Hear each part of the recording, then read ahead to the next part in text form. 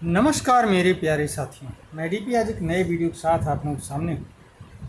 मेरा आज का ये वीडियो द हिंदू में से लिया गया है और एनडीटीवी से लिया गया है। 8 जुलाई 2025 की है रिपोर्टिंग ये है। मैंने उसके हिंदी एडिशन को ही डायरेक्ट देखा तो भारत ने अफ़गानिस्तान पर यूएन के प्रस्ताव से बनाई दूरी। जब मैं इसको पढ़ने लगा तो कुछ विशेष चीज़ दिखाई पड़ा, इसलिए मैंने इसको आज वीडियो में डालने की कोशिश किया। 8 जुलाई को ये रिपोर्ट किया गया था।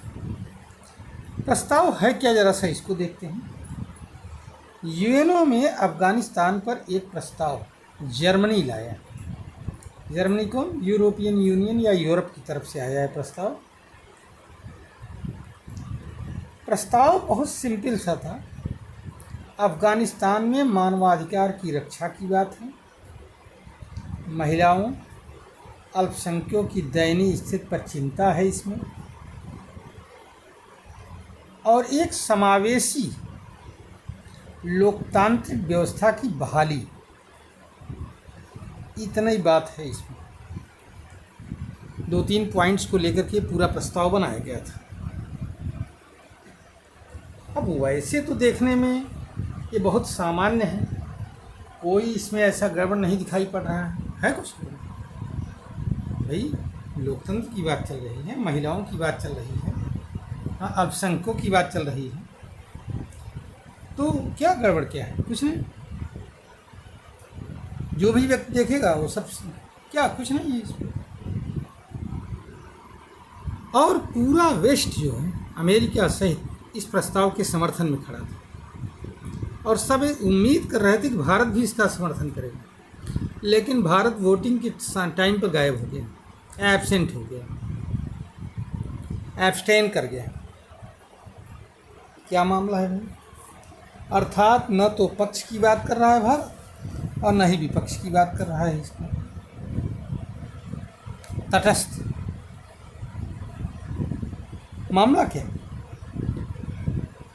तो जब भारत की व्यू को जाना गया तो भारत ने कहा भाई बाकी तो सब सही, लेकिन प्रस्ताव में जो मेन चीज़ होना चाहिए वो है ही नहीं।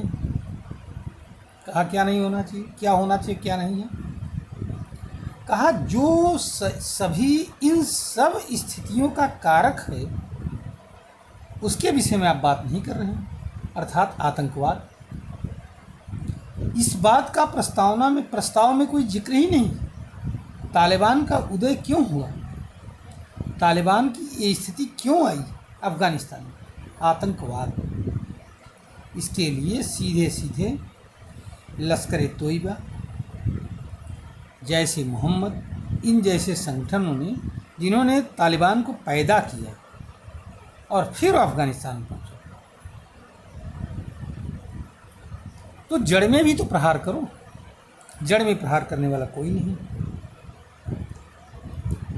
भारत का मुद्दा क्लियर है कि हमारे पड़ोस में जो फैक्टर इन सब चीज़ों के लिए जिम्मेदार हैं उसका जिक्र क्यों नहीं हो रहा है भाई? आप तालिबान के विषय में बात करोगे, महिलाओं और अल्पसंख्यकों के विषय में और क्या क्या बातें करोगे, लेकिन जो तालिबान को पैदा किया है उसके विषय में बात नहीं करोगे, आतंकवाद के विषय में, उसके विषय में बात नहीं होगी। इसलिए भारत पीछे हो गया। अब भारत ने यह भी कह दिया कि अब मैं वेस्ट का पिछलग्गू नहीं हूँ कि जिधर वेस्ट जाएगा उधर मैं भी चला जाऊँगा, पश्चिम यूरोप, मैं स्वतंत्र हूँ, हमारा राष्ट्रीय हित सर्वोपरि है। अब आप ये कहेंगे इसमें राष्ट्रीय हित क्या है? भाई देखो, अफ़गानिस्तान में कुछ भी हो जाए सत्ता तालिबान की है, एक वैध सरकार है या नहीं है बात की बात है, लेकिन वास्तविकता यह है कि अगर अफ़गान वालों की स्थितियों पर अब कोई विचार करना है, विमर्श करना है, तो उसके लिए आपको तालिबान को नज़रअंदाज नहीं कर सकते हो। आप तालिबान से बात करना ही पड़ेगा, चाहे वो अच्छी सरकार हो चाहे बुरी सरकार हो। और भारत ने इसी के तहत तकनीकी मिशन की बहाली किया था वहाँ पर। कब?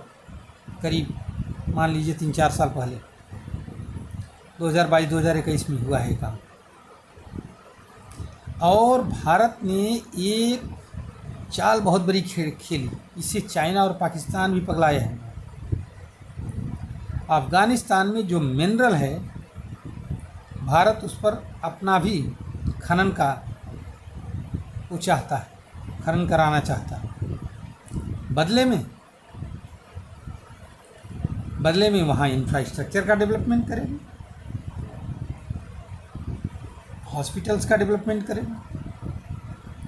इससे अगर वहाँ पर इस टाइप का कोई कार्यक्रम होता है तो इससे भारत की मेक इन इंडिया के भी कॉन्सेप्ट को बूस्ट मिलेगा। और चाइना को उसके संसाधन से हाथ धोना पड़ेगा।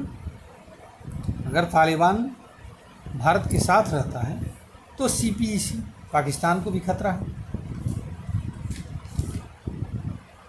इस तरह से बहुत सारी स्थितियों में पाकिस्तान और चाइना दोनों इसमें घाटे में रहेंगे। और भारत ने बस एक स्टैंड लेकर के तालिबान को अपने में मिलाते हुए एक अच्छा करारा जवाब दिया।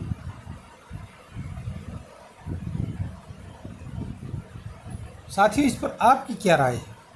क्या भारत ने जो किया वो सही किया या गलत किया? इसको कमेंट में ज़रूर लिखिएगा। और ये जो रिपोर्ट आई है NDTV की,